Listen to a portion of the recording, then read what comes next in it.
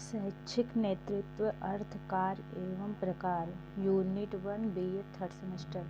सामाजिक मनोवैज्ञानिकों के अनुसार नेतृत्व का क्रम विकास उस गतिशील अन्योन्य क्रियाशील वर्ग से होता है जिसके सदस्य एक साथ एक व्यक्ति से प्रतिबद्ध होते हैं और वर्ग के उद्देश्यों से सरोकार रखते हैं। इस प्रकार एक नेता कोई भी ऐसा व्यक्ति हो सकता है जो व्यक्तियों अथवा वर्ग द्वारा सहायता के उपलब्ध स्रोत के रूप में पहचाना जाता है।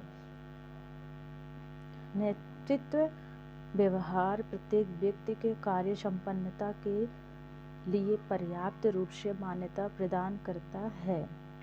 कार्य संपन्नता सामूहिक क्रियाओं के माध्यम से व्यक्तियों द्वारा दिया गया अंशदान है।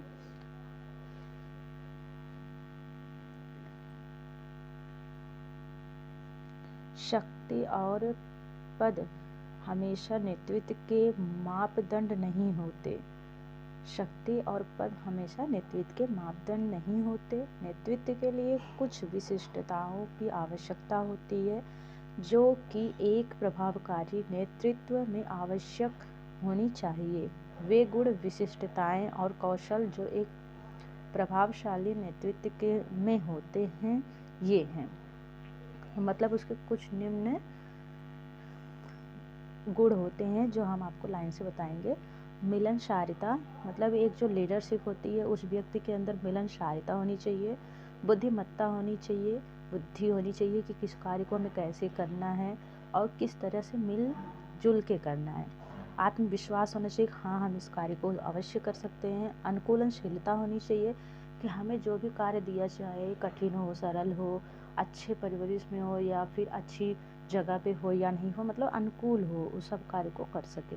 जिम्मेदारी होनी चाहिए, उस कार्य के प्रति लापरवाही ना करे, समय के पाबंद में कार्य कर डाले, ऐसा उसके अंदर जिम्मेदारी होनी चाहिए। विश्वसनीयता होनी चाहिए, एक व्यक्ति से दूसरे व्यक्ति में एक दूसरे के साथ विश्वसनीयता बना के रखे। पहल शक्ति अच्छी होनी चाहिए, सृजनशीलता हो, सहयोग की भावना भी हो।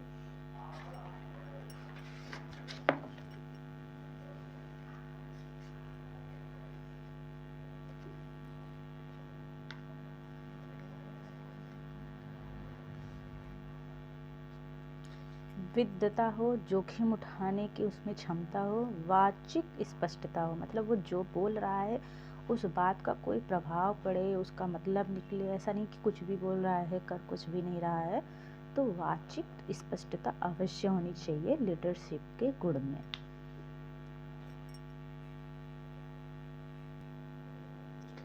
यदि व्यक्ति अपने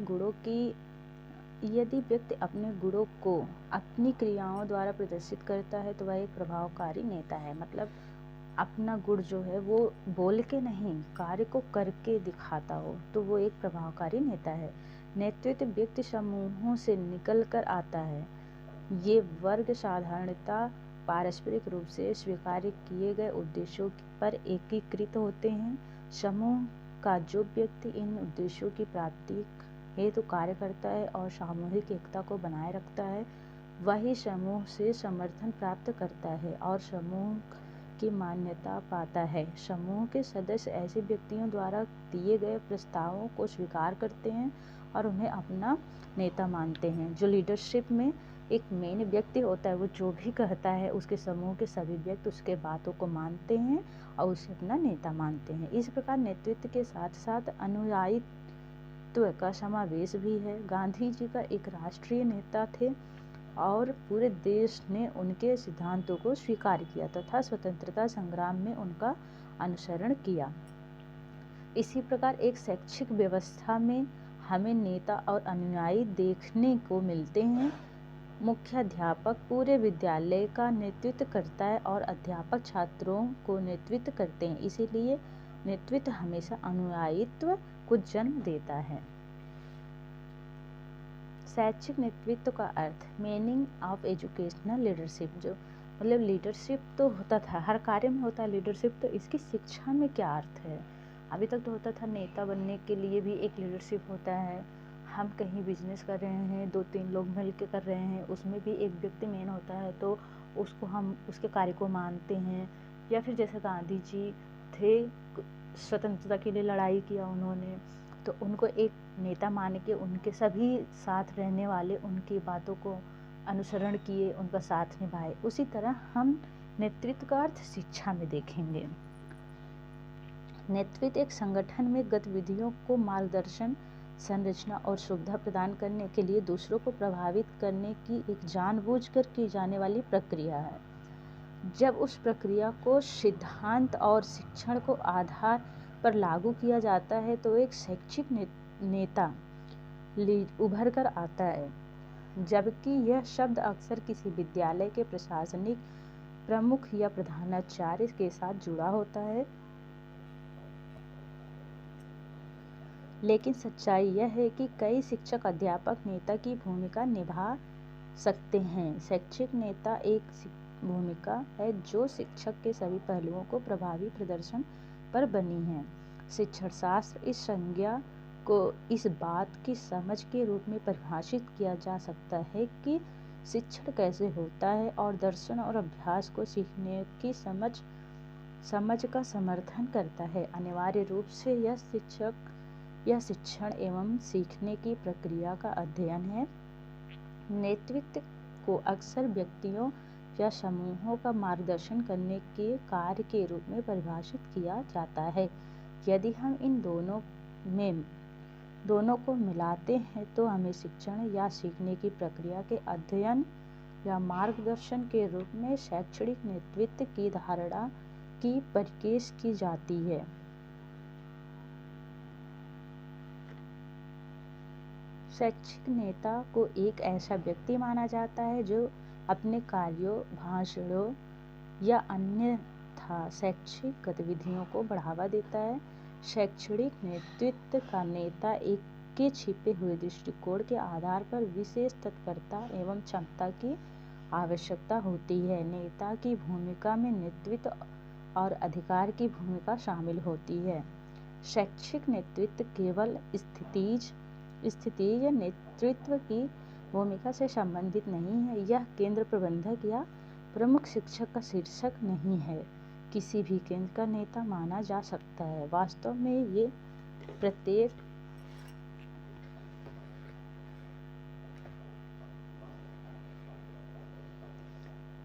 शिक्षक को अपने विद्यार्थियों का नेतृत्व करने का प्रयास करना चाहिए और यह केंद्र कार्यक्रम की समृद्धि को प्रभावित करता है। यह एक शिक्षक की पेशेवर जिम्मेदारी है कि वह अपने आंतरिक मूल्यांकन, व्यक्तिगत पूछताछ और पेशेवर वार्तालापों के माध्यम से महत्वपूर्ण पूछताछ में संलग्न हो।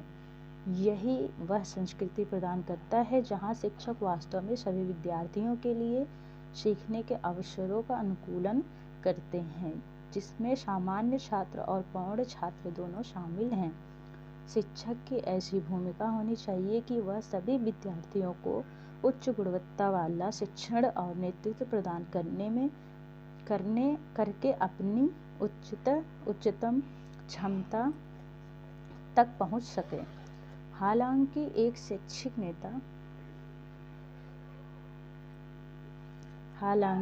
शैक्षिक नेता होने के लिए शिक्षण अनुशासन की गहरी समझ की आवश्यकता होती है। इसमें कई व्यवहार शामिल होते हैं जिन्हें सीखा जा सकता है। शैक्षिक नेतृत्व का वर्णन रॉबिन्सन, लॉयड और रो ने 2008 में ने ऐसे किया कि शैक्षणिक नेतृत्व निर्देशनात्मक रूप में है, जिसे कई वर्ष तक स्कूल के नेताओं की सबसे महत्वपूर्ण जिम्मेदारी में से एक माना जाता है। शैक्षिक नेतृत्व शिक्षण और सीखने के समर्थन के बारे में जो अध्यापन एवं अध्ययन की सहायता करता है। शैक्षिक नेतृत्व की आवश्यकता क्यों पड़ी?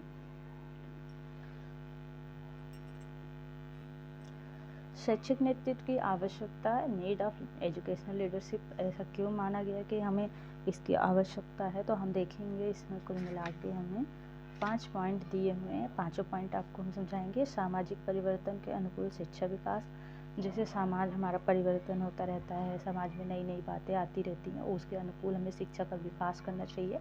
इसलिए एक नेता का होना बहुत ज़रूरी होता है जो हमें दृष्टिकोण देता है, हमें बताता है कि इस तरह से हमें परिवर्तन करना चाहिए। जैसे इसके अंदर दिया है, समाज के मूल्यों तथा अवधारणाओं में निरंतर परिवर्तन होता रहता है। इस दृष्टि से समाज के अनुरूप किस प्रकार की शिक्षा प्रदान की जानी चाहिए तथा शिक्षा के उद्देश्य, पाठ्यक्रम, शिक्षण आदि में किस प्रकार के परिवर्तन होने आवश्यक हैं, इन सभी बातों का ज्ञान शैक्षिक नेता को होना चाहिए। दूसरा है सामूहिक कार्यक्रम में समन्वय। सामूहिक कार्यक्रम में समन्वय, जिसे हम कोई भी कार्य हो रहा है सामूहिक रूप से हो रहा है, उसमें हमको समन्वय मतलब करना चाहिए, मिलना चाहिए, ताकि हम सभी के साथ में कार्य करने में क्षमता प्रदान कर सकें। हमें ये ज्ञात होना चाहिए हमें किस तरह किसी के साथ मिलकर कार्य किया जाता है। सभी शिक्षक एक जैसे नहीं होते, जिसमें उनमें भिन्नता होती है। कुछ अध्यापक अध्यापन कार्य के प्रति निष्ठावान होते हैं, कुछ विनोदी, परोपकारी तथा मृदुभाषी होते हैं, कुछ झगड़ालू या मितभाषी होते हैं। इन भिन्नता के रहते हुए विद्यालय के सामूहिक कार्य के सभी को एक सोच के में ढालने की पारस्परिक एकता एवं सद्भावना को बनाए रखने की आवश्यकता होती है। नियोजन व्यवस्था तथा संलग्नता की सफलता। विद्यालय में शिक्षा क्षेत्र में नवीन तथा उपयोगी कार्यों के लिए योजना का निर्माण करना होता है। कार्य सफलता के लिए संगठन की आवश्यकता होती है। कार्यान्वयन में निरंतरता की आवश्यकता होती है। इसके लिए सजग रहना पड़ता है। वास्तव में इन कार्यों को उचित रूप में करने के लिए योग्य नेताओं की दक्षता, प्रवीणता तथा व्यवस्था के कार्यों में कुशलता की आवश्यकता होती है। अब आपका चौथा पॉइंट है शैक्षिक स्तर पर निरंतर उन्नति। शैक्षिक नेता में यह आशा की जाती है कि वह अद्यतन शैक्षिक सामग्री में पूर्णतया परिचित रहें तथा अपने सहकर्मियों या सहकर्मचारियों को भी अवगत कराएं। पांचवा है सामाजिक जागरूकता तथा कार्यारंभ की प्रवृत्ति का विकास। समाज के नियमों में बद्ध होकर अनुशासन का पालन करने तथा सामाजिक जागरूकता की आवश्यकता होती है। ये 5 पॉइंट आपके हैं शैक्षिक आवश्यकता नेतृत्व में, शैक्षिक नेतृत्व की आवश्यकता। आप ये 5 पॉइंट नोट कर लीजिए, ये आप याद कर लेंगे तो इसके अंदर की चीज़ें आप एक बार समझ के लिख सकते हैं। ये बहुत इम्पोर्टेंट पॉइंट है, ये ज़रूर से ज़रूर आता है, जिसमें आपको आ जाएगा शैक्षिक नेतृत्व का अर्थ। नेतृत्व का अर्थ क्या है, आप सबसे पहले नेतृत्व का अर्थ लिखेंगे, फिर शैक्षिक नेतृत्व का अर्थ लिखेंगे, उसके बाद शैक्षिक नेतृत्व की आवश्यकता लिख देंगे। नेक्स्ट पॉइंट है आपका शैक्षिक नेतृत्व के कार्य क्षेत्र। मतलब इसका कार्य क्षेत्र क्या क्या है, चलिए एक बार देख लेते हैं। शॉर्ट में देखेंगे, बाकी आप पूरा देख लीजिए, यहाँ से आपको पढ़ना है तो आप पढ़ सकते हैं।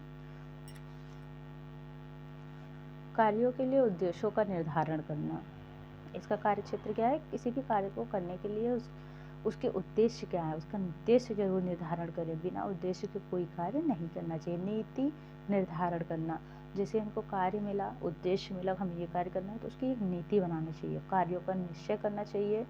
प्रशासकीय कार्यों तथा उनके ढांचे में समन्वय करना चाहिए।